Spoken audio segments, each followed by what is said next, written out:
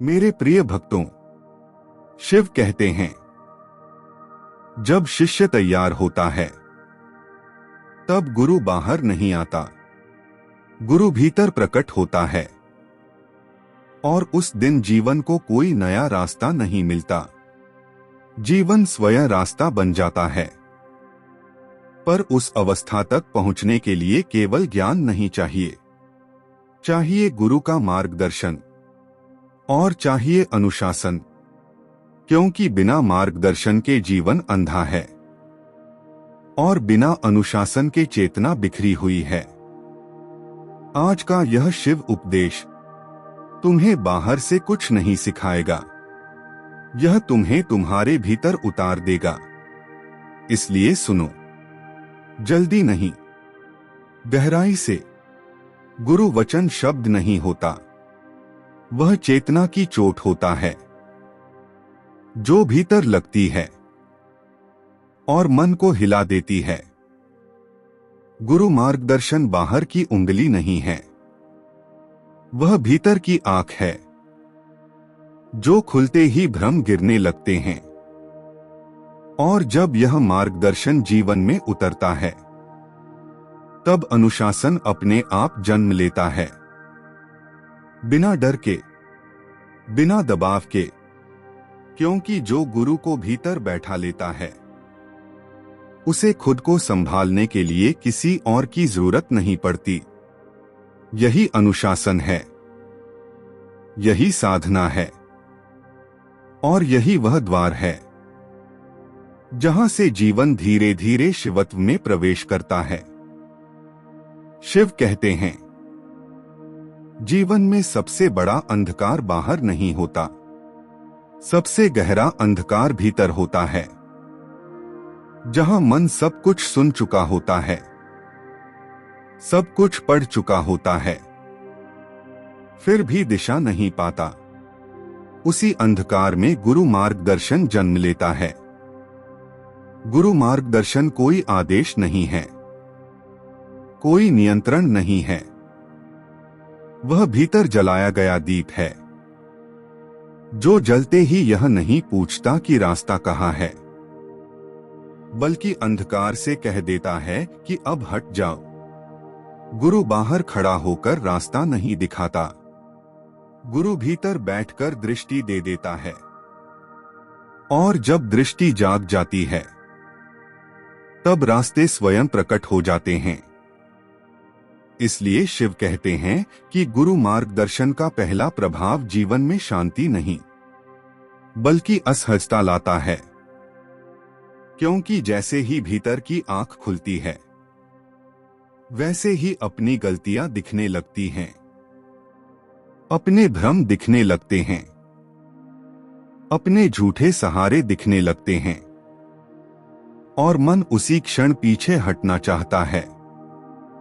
मन कहता है, इतना भी साफ मत दिखाओ, पर गुरु वचन वहीं ठहरता है।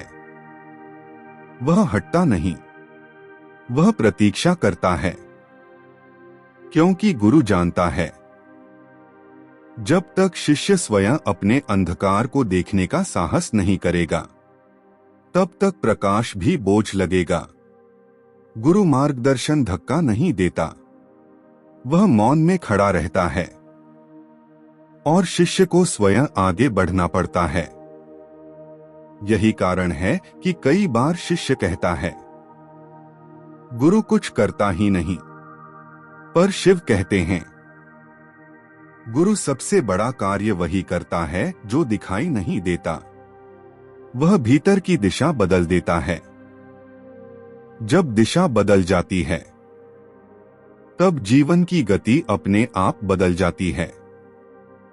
गुरु मार्गदर्शन शिष्य को सही निर्णय नहीं सिखाता, गुरु मार्गदर्शन शिष्य को सही अवस्था में ले आता है और जब अवस्था सही होती है तब निर्णय अपने आप सही हो जाते हैं। इसलिए गुरु हर प्रश्न का उत्तर नहीं देता, कई प्रश्नों को वह जला देता है, क्योंकि कुछ प्रश्न उत्तर से नहीं, चेतना से समाप्त होते हैं। शिष्य जब पूछता है क्या करूं?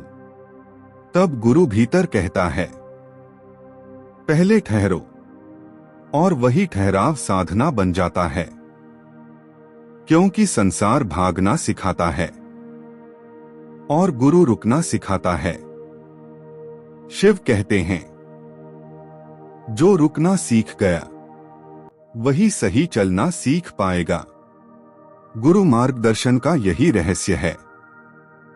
वह शिष्य को भीड़ से नहीं निकालता, वह शिष्य को स्वयं से मिलाता है। और जब शिष्य स्वयं से मिल जाता है, तब उसे दिशा पूछनी नहीं पड़ती, क्योंकि अब भीतर कोई भटकाव नहीं रहता। पर यही वह क्षण है जहां अनुशासन की आवश्यकता जन्म लेती है, क्योंकि बिना अनुशासन के यह जागी हुई चेतना भी फिर से बिखर सकती है। इसलिए गुरु मार्गदर्शन का अगला चरण अनुशासन की ओर ले जाता है। शिव कहते हैं, जब गुरु मार्गदर्शन से चेतना जाग जाती है, तब सबसे बड़ा खतरा बाहर नहीं होता, सबसे बड़ा खतरा भीतर होता है। क्योंकि जागी हुई चेतना यदि स्थिर न हो, तो वह फिर से इच्छाओं में बिखर जाती है, और उसी बिखराव से बचाने का नाम है अनुशासन। अनुशासन कोई दंड नहीं है, कोई कठोर नियम नहीं है। अनुशासन वह प्रेम है जो गुरु वचन ने भीतर जगा दिया है। जब शिष्य गुरु को बाहर नहीं, भीतर मान लेता है, तब उसे कोई आदेश देने की आवश्यकता नहीं रहती। उसका जीवन स्वयं एक लय में बहने लगता है। वही लय अनुशासन कहलाती है। शिव कहते हैं, डर से पैदा हुआ अनुशासन शरीर को सीधा करता है, पर प्रेम से पैदा हुआ अनुशासन आत्मा को स्थिर करता है। ऐसा अनुशासन शिष्य को बांधता नहीं, ऐसा अनुशासन शिष्य को मुक्त करता है, क्योंकि अब वह अपनी ही ऊर्जा को व्यर्थ नहीं बहाता। वह समय को पहचानने लगता है, वह मौन का मूल्य समझने लगता है। वह जान लेता है कि हर बात बोलनी नहीं होती, हर इच्छा पूरी करनी नहीं होती, और हर प्रतिक्रिया आवश्यक नहीं होती। यही अनुशासन का पहला फल है, प्रतिक्रिया का समाप्त होना। जब प्रतिक्रिया समाप्त होती है, तब शांति अपने आप प्रकट होती है, और उस शांति में ध्यान उतरता है। ध्यान कोई अलग अभ्यास नहीं है, ध्यान अनुशासित चेतना की स्वाभाविक अवस्था है। शिव कहते हैं, जिसने अनुशासन को बोझ समझा, वह साधना से दूर चला गया, और जिसने अनुशासन को संरक्षण समझा, वह धीरे धीरे समाधि में प्रवेश कर गया। अनुशासन का अर्थ जीवन को छोटा करना नहीं है, अनुशासन का अर्थ जीवन को व्यर्थ से बचाना है। जैसे नदी अपने तटों में बहकर ही गहराई पाती है, वैसे ही चेतना अनुशासन में रहकर ही गहराती है। बिना अनुशासन के साधना दिखती है, टिकती नहीं।